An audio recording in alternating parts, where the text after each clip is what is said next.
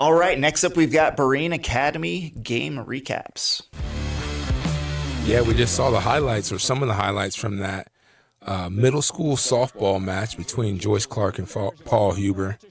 This is just a replay of how that game went down. Extra bases. You can see here in the first inning, Jeez. 2 runs already scored. getting some scores off of errors. So Yeah. Yeah, there I you thought go. they were going to try to get 2 on that one. yeah. Up, got a pass ball, so runners advance. You got a run comes in, and runner goes to second. Nice contact. Yeah. That ball almost tripped the runner on the way to second base. You see Oh, she this- scored. Being aggressive going to third. Gets to I third. like Is it. she gonna turn? Is she Go gonna get it. She's gonna score here. So you can see the first inning tied up, 3-3. So Action-packed we're first still. inning. That one goes over everybody's head. Long throw back into play. That might go 3. She got a running start. Ooh, you see how the thing just rolled down the line? I love that. She's got that running start kind of batting form as well. Yeah. Oh, that one sneaks through into the outfield. You know, I'm waiting for the girls to be able to hit behind their back. I saw that on a video one time. Looks like this is a Keith Hampton field, right? It's- Oh, is it? Look at Sierra Vista in the background. Brand new softball complex that we got. Beautiful, beautiful, Nice beautiful. shot here. And that That's drops gonna in drop. over the center fielder's head. Boy. Nice job. She got that ball way back at the warning track. Yeah, that she launched that sucker. That might have been gone in a different. And I think that was the shot that kind of broke this game open at this point. Yeah, That's you an see error. the- She's going to get 2 off of that. The lead went from 3 to 7. Oh, she almost had it. I thought she was about to get that out. Right off the heel of her But glove. they did force her out at second, even though she had the error. Keep moving, young lady. Got to put that glove down. Got to get it It down. looks like JCMS got to get a run or 2. Yeah, they already got one, and Yeah. here comes another one. Oh, that's one of the top plays. Look She how slid pumped in. up the Yeah, coaches. fired up because they know that they're making a comeback right now. Get within 1 run and still got some to go. Oh. So this should be a chance to tie at this point. If not more. That's I know at least 1 run score. She got a triple out of this, so she got 1 in. should be So 7-7. yeah, we're tied up. Oh, that ball got away from third base, and That's pretty much the game winner right there, That'll do. because they're going to get 1 more in. I But I appreciate believe that. that final score was 7-9. Yeah, This was that'll do. JCM. Yeah, this was their final. Oh, they even had a runner in scoring position. sure Yeah. did. Wow, what a close game. So in the final softball contest for the JCMS Coyotes, they fall to Huber 7-9. But again, a great effort for them. This was a championship game, wasn't a regular season game. They went all the way to the championship. Again, salute to JCMS, to all the players, the coaches, and to the staff of the school. All right, so Well let's get said. into what we got next. Benson versus Santan Charter semifinals. Big time playoff game. We're in the semifinals. Now Dawson, I believe, is number 3, isn't he? Number 9. Number 9. Okay. Oh, that gets over his head, and Hey, capitalize on the mistakes. they see, There's hey, another one. Santan's no. having trouble fielding these bouncers. So, hey, Yeah. go ahead and hit it on the ground and let it take that 1 hop. Absolutely. So Benson already getting on the board here. Now they're in the field. Listen, great fielding play there. Yep. So this game was one that was very, very close.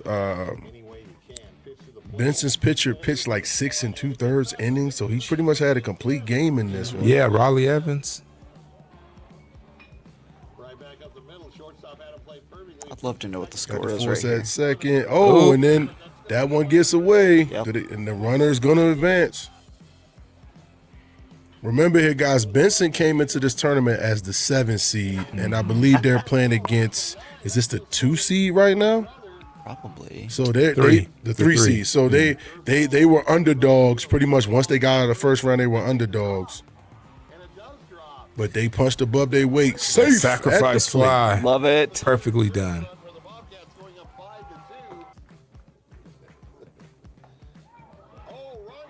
The heat. Got him. Benson kids. And that is the strikeout to clinch the game. That's going to send Benson to the state championship game. All right. Shout out to Byron Judd, who went 3 for 3 with 2 RBIs in that game. Boy. Both career highs. In for hits anyway in the game. Gage Trejo also went 2 for 2, had a stolen base and a run. And you pointed out the pitching. I think he only gave up 2 runs. I think Dawson Judd 3. Was it 3? But good job, Benson. Yeah, great job. All right, so next up we've got Benson versus Scottsdale Christian in the state championship. That's what comes next. This game was just, last night, wasn't it? Last night, yep. Kevin, you were on the call? That's right. Great game right here. This game was a tough game. Benson's facing a really talented pitcher here, and as you can see, he got a lot. You'll see as the game goes on, this guy had very, very good movement with the ball, and he was very accurate and consistent. Benson with the early lead, but then Scottsdale Christian takes... Yeah, Benson had a really tough third inning. They gave up, I think it was five runs right. in this inning. And honestly, the runs came because of errors. They had a truckload of errors that really hurt the Bobcats, and it kind of opened this game up in a way that they didn't want it to happen. Oh. Nice play right there by Byron Judd, reaching up again and then getting his toes down. Great job. Making the out right there at first, but at this point we're in the 5th. Benson still trailing by 6 runs. Yeah, that's tough. This shot goes deep into the outfield, and you can see a little bit of communication issues with the fielders as the game went on. That was a great one. It hopped right. We thought that was going to get over, but it didn't. So now we can drop into the 6th. That one drops in. This is going to bring in a run, I believe. Yeah, 7-2.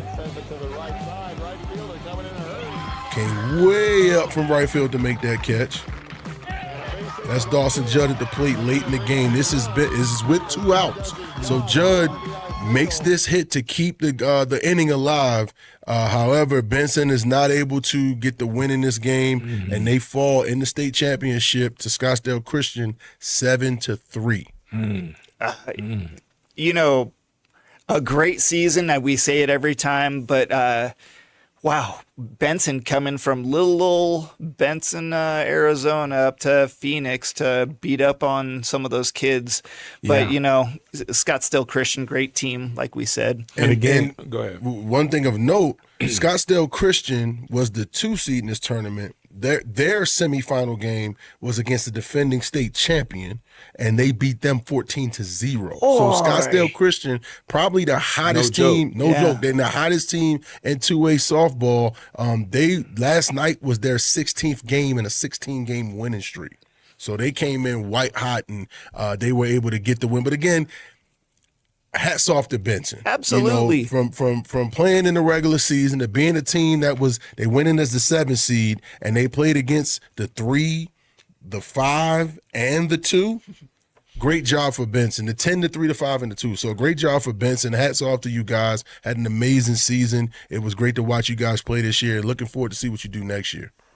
Absolutely. Shout out to also even in that game, in the championship game, still a great performance. Like we said, if it wasn't for that 3rd inning in which they got those 5 runs, and you know how baseball is. If you get that type of lead in a baseball game, it changes the way the pitcher is going to pitch. It changes the way so much of the rest of the game, how it's going to be played. But still, Benson had at least 6 different players recorded a hit in this championship game. Dawson Judd went 2 for 3. With a run and an RBI. And, like you said, shout out to Benson for not just getting here in the playoff run, but for the entire season to represent Cochise County and kind of come from nowhere. I think Kellen Deskins went 2 for 3 as well, if I remember correctly. But he had a good night at the plate. And he had just a great playoff run. He did. As well. Both of the Deskins brothers had great playoff and tournament runs. Great play. And that's what it takes to even get this far into the tournament. So hats off to them. Sorry they fell a little bit short, but outside of Cochise County, nobody expected them to even be there in the first place. So you gotta, give them a lot of love and credit for even getting that far and then playing with the pride that they did. Absolutely. So now we've got the Titanic team, the Wilcox versus Mojave Accelerated State Championship game. This game played Monday up at GCU, and right here you see it. This game was tied up into the fourth when Hattie McCumber went yard and opened up this game. This game was looking like a mirror match up until the fourth inning, where Hattie took it into her own hands and made this play that really set up the momentum for her squad. You think they should have walked her? I'm surprised they pitched it to her. I mean, they had already pitched to her a couple times already at this point, so I think they thought they had her figured out. Yeah. It was a low-scoring game, 0. And then I wouldn't once she take the did risk. that, they started hitting the ball well. Yeah. Mm-hmm. Right here, Pando runs out this bunt. Boy. Great job by her. And Wilcox has done this all year. Once they get a little piece of momentum, they start hitting the ball and they start putting up runs. So now we're in the 6th. Her running out that bunt was a huge play. Yes, I'll talk about that in a second. But, yeah, you can see how tight this game is. You're facing one of the best teams outside of yourself. I'm going to say Wilcox is the best team in 2A softball, but this is the other best team, and the other best player in the state is on the mound and at the plate. And what we didn't talk about is Mojave Accelerated returned the favor. Their one run was a solo home run from their pitcher. Wow, okay. So she lived up to her hype as well. Yep, and here in the 7th, Hattie with the strikeout that secures the state championship for the Wilcox Cowgirls. They win with a final of 5-3. And I'm sure you'll probably talk about this next piece in a second. So I won't pull a rug from under you on that. Well, no, I was just gonna say big plays, clutch plays.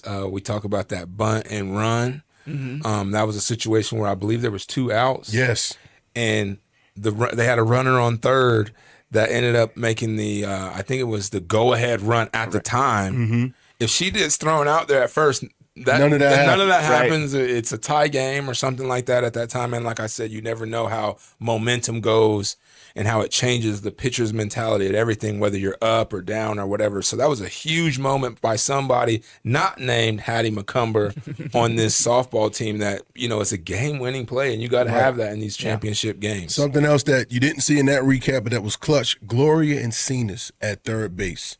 She was locked down. She was like the Hoover vacuum. Anything that came over there, she made it disappear. Nothing was getting past her out there at third. She was locked in and focused. And so the players backing up their star player is kind of what secured this championship for them. Big time, big time. So they win the 2A state championship over the number 2 seed Mojave Accelerated.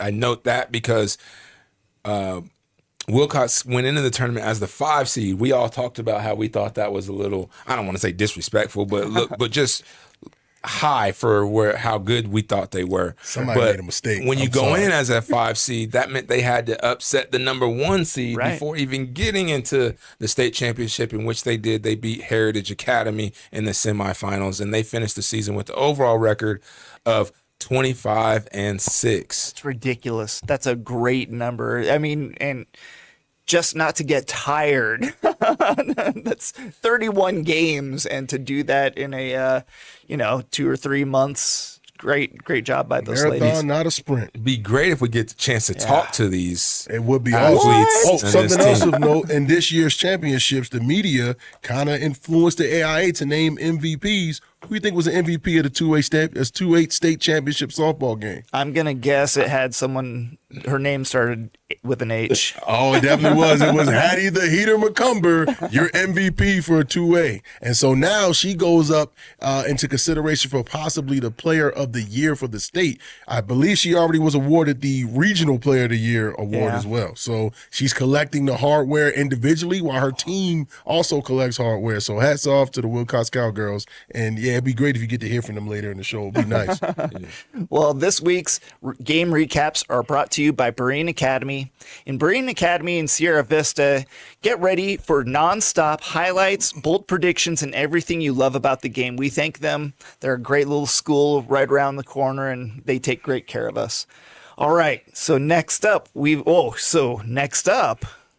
we've got more games, don't we? That's right. We got some other recaps. So we just showed you all the great stuff that happened on the diamond, but we got to go back to the track like we did last week. So we went over some highlights, or not highlights, but some recaps of some of the track and field stuff. We'll touch some of those again. We also want to make sure that we mention some athletes that we forgot to mention last week.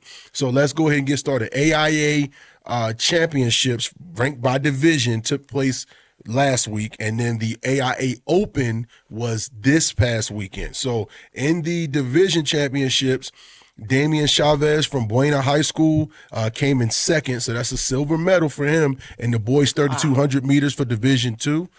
We told you last week that Destiny Toyota Villalobos in the 200 meter, she came in second place, 0.003 separation, and also she came in second in the 100 meter. She ran in the AIA Open this past weekend, and she ran in both the 1 and the 200. So the Open, you're running against everybody. It's not just ranked by the size of your school. It's everybody, best of the best. Going up against the best in the state, Destiny placed. She placed fourth. So this sophomore player, the fourth fastest young lady in the state of Arizona. Amazing accomplishment for an athlete that young. She also placed fifth in the 200. We reminded you last week that Robert Carney of Tombstone won the state championship for Division V in the discus, 108 feet 9 inches.